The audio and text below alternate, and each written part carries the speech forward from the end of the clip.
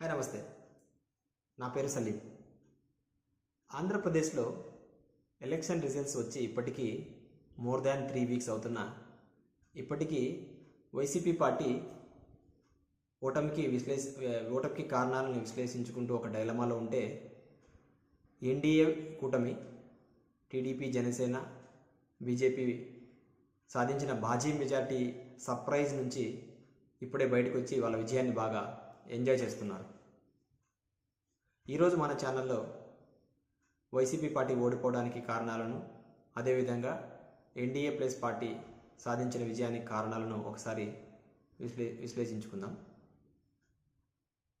నార్మల్గా ప్రజలు 5 సంవత్సరాల పాటు పరిపాలించిన ఒక పార్టీని చూసే విధానం అయితేనేమి, 5 సంవత్సరాల పాటు ప్రతిపక్షంలో ఉండి ప్రజల కోసం పోరాడుతున్న పార్టీని చూసే విధానంతో వాళ్ళు ఎలక్షన్ టైంకి ఖచ్చితంగా ఒక అభిప్రాయానికైతే వచ్చి ఉంటారు. Then what makes the difference for one party winning and other party losing is during the election వాళ్ళు తీసుకునే స్ట్రాటజీస్ కానీ, స్లోగన్స్ కానీ ప్లేస్ ఏ మేజర్ రోల్. ఒకసారి మనం వైసీపీ పార్టీ తీసుకున్న స్ట్రాటజీస్ కానీ, స్లోగన్స్ కానీ పరిశీలిస్తే, జగన్ గారు ప్రచారంలో భాగంగా మొదటగా చేసినది, నేను మీకోసం చాలాసార్లు బటన్ నొక్కాను, నా కోసం మీరు ఒక 2 సార్లు మాత్రం బటన్ నొక్కండి అనే స్లోగన్ని బాగా తీసుకెళ్లారు. కానీ ఇది చాలా సింపుల్గా, ఇది సంక్షేమానికి సంబంధించిన స్లోగన్, చాలా సింపుల్గా జనాలకు చెప్పడం జరిగింది. కానీ దీని వెనుక ఒక వ్యవస్థ, వాలంటీర్ వ్యవస్థ అండ్ అవినీతి లేకోకుండా ప్రజలకు డైరెక్ట్గా మనీ చేరే ఒక ప్రాసెస్, అదేవిధంగా హిస్టారికల్గా ఇలాంటి సంక్షేమం ఏ ప్రభుత్వము చేసిందా లేదా అనేది, ఇంత ఒక సెటప్ క్రియేట్ చేసి వ్యవస్థని సక్రమంగా ప్రజలకు చేరే ప్రాసెస్ని ఎక్స్ప్లెయిన్ చేయకుండా, ఎలక్షన్ టైంలో ఆ ప్రాసెస్ని ఎక్స్ప్లెయిన్ చేయకుండా జస్ట్ మీకోసం బటన్స్ నొక్కాను, నా కోసం బటన్స్ నొక్కండి అనే సింపుల్ వేలో జనాల్లోకి తీసుకెళ్లడం అనేది ఎమోషనల్గా ప్రజల్లోకి రీచ్ అవ్వలేదనేది నా ఉద్దేశం. Even though is a lot of effort behind the సంక్షేమం పథకం ప్రోగ్రామ్. అదేవిధంగా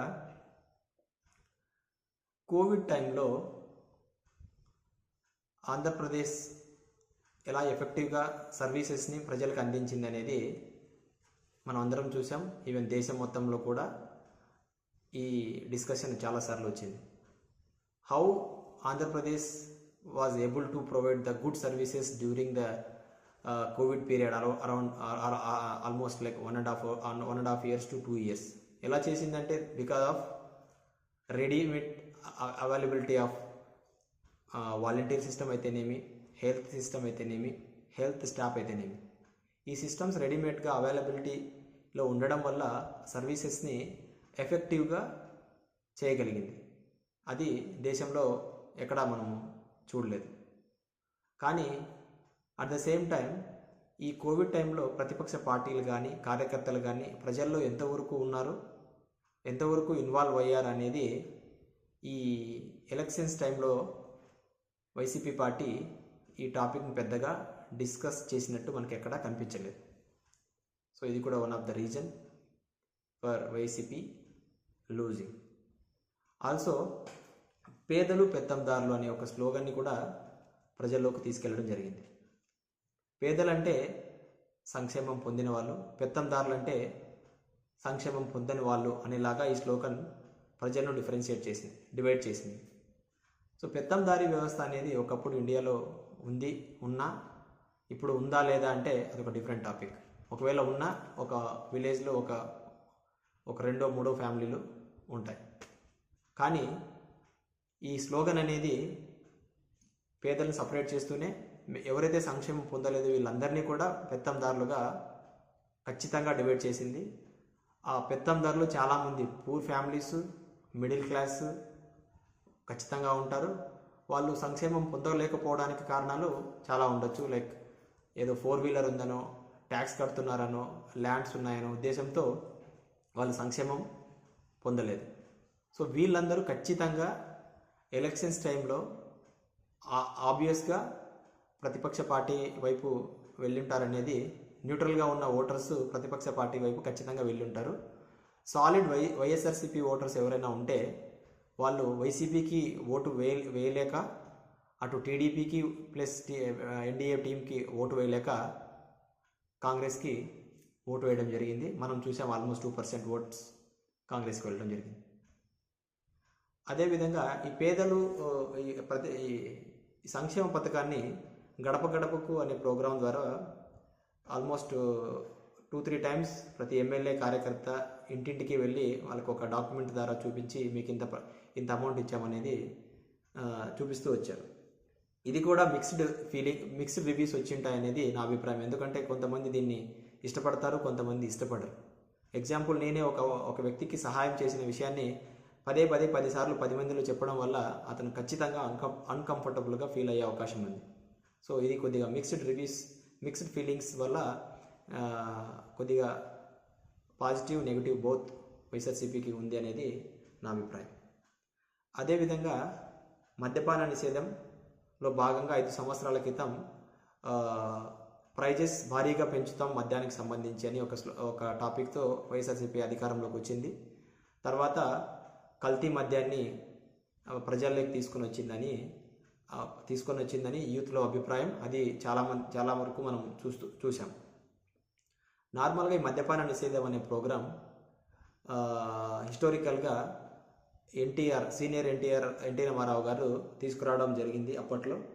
ఎందుకంటే అప్పట్లో చాలామంది ఫ్యామిలీస్ ఈ మద్యానికి బానిసలై ఫ్యామిలీని నాశనం చేసుకునే పరిస్థితిలో ఉమెన్ ఓటర్స్ని అట్రాక్ట్ చేసే ప్రాసెస్లో ఈ మద్యపాన నిషేధం అనే ప్రోగ్రామ్ని మనం ప్రభుత్వాలు తీసుకురావడం జరిగింది. అప్పట్లో ఇది సక్సెస్ అయినా ఇప్పట్లో ఈ మద్యపాన నిషేధం అనే ప్రోగ్రాం ఖచ్చితంగా వర్కౌట్ అవ్వదు అనేది నా అభిప్రాయం. ఎందుకంటే బానిసలు అవుతారు ప్రజలు అనేది చాలా మటుకు తగ్గింది. అప్పట్లో ఒక 20-30% ఫ్యామిలీస్ అలా ఉన్నా ఇప్పుడు అది 1-2% మాత్రమే ఉండొచ్చు. సో నార్మల్గా ప్రతి ఫ్యామిలీలో ఉన్న మెంబర్ ఎవరన్నా ఎర్నింగ్ మెంబర్ ఖచ్చితంగా కష్టపడుతున్నారు, సంపాదిస్తున్నారు. వాళ్ళు సంపాదించే ఒక 1000 రూపాయల్లో 900 రూపాయలు ఫ్యామిలీ ఖర్చు పెట్టి ఒక 100 రూపాయలతో ఈ మద్యం ఒక ఎంటర్టైన్మెంట్గా తీసుకోవడం జరుగుతుంది. అలాంటప్పుడు వాళ్ళకి కావాల్సిన మంచి బ్రాండ్ మందు దొరకపోవడం, కల్తీ మద్యం మాత్రమే దొరకడం అనేది ఒక డిసడ్వాంటేజ్గా తీసుకొని వాళ్ళు ఖచ్చితంగా ఎన్డీఏ పార్టీ వైపు మొగ్గు చూపారనేది వాస్తవం. అదేవిధంగా ఏదైనా అధికార పార్టీ ఏదైనా పార్టీ అధికారంలోకి వచ్చిన తర్వాత నార్మల్గా ప్రతి పార్టీకి కొన్ని ఛానల్స్ కానీ న్యూస్ పేపర్స్ కానీ ఉన్నాయనేది అందరికీ తెలిసిన సత్యం. బట్ ఏదైనా పార్టీ అధికారంలోకి వచ్చిన తర్వాత ఆ పార్టీకి సంబంధించిన ఛానల్స్ ఏవైతే ఉన్నాయో, ఆ న్యూస్ పేపర్స్ ఏవైతే ఉన్నాయో అది ఖచ్చితంగా ప్రభుత్వాన్ని హైలైట్ చేస్తూనే కార్యక్రమాలు ప్రోగ్రాంలు చేయాలి.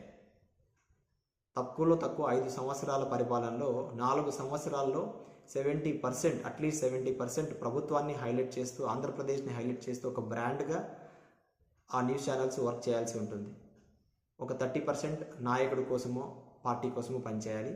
కుదిరితే లాస్ట్ 1 ఇయర్ ఎలక్షన్స్ టైంలో మాత్రమే 70% పార్టీ కోసం, 30% గవర్నమెంట్ని సంబంధించిన ప్రోగ్రామ్స్ని ప్రొజెక్ట్ చేస్తే సరిపోతుంది. అది ఖచ్చితంగా ఒక గవర్నమెంట్ ఒక బ్రాండ్ అనేది ప్రజల్లోకి వెళ్తే ఆబ్వియస్గా ప్రజలు ఆ నాయకుని గెలిపిస్తారు. ఇది నార్మల్గా మనం నరేంద్ర మోదీ గారి విషయంలో చూస్తుంటాం. ఇండియా అనే బ్రాండ్ని ప్రపంచంలో ఎలా తీసుకెళ్తున్నాడో మనం అందరం గత 10 సంవత్సరాలుగా చూసాం. అదే మోదీ గారిని నిలబెడుతుంది అనేది నా అభిప్రాయం.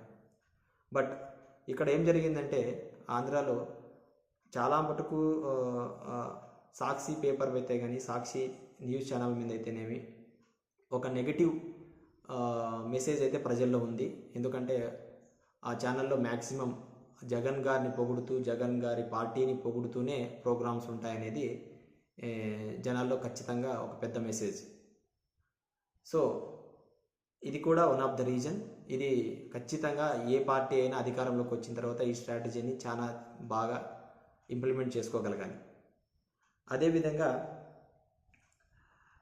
Negative publicity on some ministers, ఇది వైసీపీతోనే స్టార్ట్ అయిందా అంటే నెగిటివ్ పబ్లిసిటీ నథింగ్ బట్ కొంతమంది మినిస్టర్స్ పబ్లిక్గా పర్సనల్గా బ్యాడ్ వర్డ్స్ యూజ్ చేస్తూ పక్క పార్టీ వాళ్ళని బ్యాడ్ వర్డ్స్ యూజ్ చేస్తూ ప్రొజెక్ట్ చేస్తూ ఉండడం చూసాం. ఇది వైసీపీతోనే స్టార్ట్ అయిందా అంటే కాదు. హిస్టారికల్గా చాలా ప్రభుత్వాల్లో చాలా పార్టీల్లో ఇలాంటి మనం చూస్తూ వచ్చాం. కానీ ఇది బాగా నెగిటివ్గా ప్రజల్లోకి వెళ్ళింది. నాయకుడు అధికారంలో ఉన్నటువంటి నాయకుడు అది జగన్ గారు ఈ విషయంలో కొద్దిగా మినిస్టర్స్ని కంట్రోల్ పెట్టడం అనే వర్డ్ కరెక్ట్ కాదు, కానీ దీన్ని కొద్దిగా మానిటర్ చేసి ఉంటే కరెక్ట్గా సరిపోయేది. End of the day as a leader వాళ్ళకి సంబంధించిన టీం వర్క్ తప్పులు చేస్తే లీడర్ అనే ఆ వ్యక్తి ఖచ్చితంగా తీసుకోవాలి. సో ఆ విషయంలో కొద్దిగా మానిటర్ చేసి ఉంటే డెఫినెట్గా కొద్దిగా పార్టీకి హెల్ప్ అయ్యేది నా ఉద్దేశం. అదేవిధంగా పవన్ కళ్యాణ్ గారి ఫ్యాక్టర్ అండ్ జనసేన ఫ్యాక్టర్ అనేది మేజర్ రోల్ ప్లే చేసిందనేది వాస్తవం. 10 సంవత్సరాల పాటు ప్రజల్లోనే ఉంటూ ఒక సీటు కూడా రాలేదనో వేరే పార్టీకి వర్క్ చేస్తున్నాడనే ఉద్దేశంతోనే ప్రజల్లో జనసేన పార్టీని వైసీపీ ప్రభుత్వం చూడడం జరిగింది. కానీ ఎలా పవన్ కళ్యాణ్ అనే వ్యక్తి ప్రజల కోసం ఎలా పోరాడుతున్నాడు, అధికారం అనో లేదంటే ప్రజల్లో ఎలా నిలబడుతున్నాడు, విజయం సాధించాలనే పట్టుదలతో ఎలా ఉన్నాడు అనేది వైసీపీ పార్టీ గ్రహించలేకపోయింది. ఒకవేళ వాళ్ళు రియలైజ్ అయ్యే టయానికి ఎలక్షన్ దగ్గరికి వచ్చే టయానికి ఒకవేళ రియలైజ్ అయినా వాళ్ళ దగ్గర పవన్ కళ్యాణ్ గారిని కంట్రోల్ చేసే శక్తులు ఏవి లేకపోవడం కూడా ఒక రీజన్. సో నా దృష్టిలో these are the different factors for YCP losing. But surprisingly the same factors నేను ఏవైతే చెప్పానో కొన్ని ఫ్యాక్టర్స్ ఇక్కడ అవి సేమ్ ఫ్యాక్టర్స్ని వాళ్ళ how TDP Janasena BJP NDA party వాళ్ళకి అడ్వాంటేజ్గా మలుచుకుంది. సో సేమ్ ఫ్యాక్టర్స్ వైసీపీ దాన్ని అడ్వాంటేజ్గా తీసుకోలేకపోయింది. ద సేమ్ ఫ్యాక్టర్స్ నేను ఏవైతే చెప్పానో సేమ్ ఫ్యాక్టర్స్ని ఎన్డీఏ పార్టీ అడ్వాంటేజ్గా తీసుకొని వాళ్ళకి విజయావకాశాలకి దగ్గరగా వెళ్ళింది.